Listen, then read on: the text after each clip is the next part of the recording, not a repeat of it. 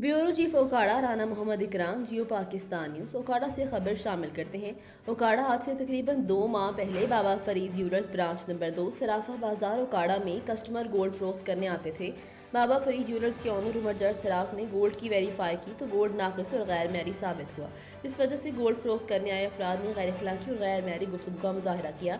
चंद दिन बाद गोल्ड फरोख्त करने वाले कस्टमर्स ने दुकानदार उमर जट सराफ पर सिविल कोर्ट ओकाड़ा में रिट पिटीशन दायर कर दी।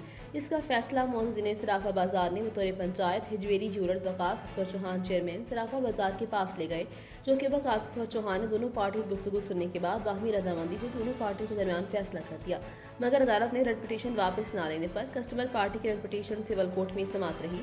आज दोबारा फिर वकास असगर चौहान चेयरमैन सराफा बाजार ओकाड़ा और रियाज जट जनरल सेक्रेटरी ऑल सराफा और दीगर मोअत्तद कायदीन ने DPO ऑफिस ओकाड़ा में दोनों पार्टियों के दरमियान सुलह करवा दी है। सुलह करवाने की इस खुशी के मौका पर दोस्तों ने कुछ यादगार तस्वीरें अपने कैमरों में महफूज कर ली।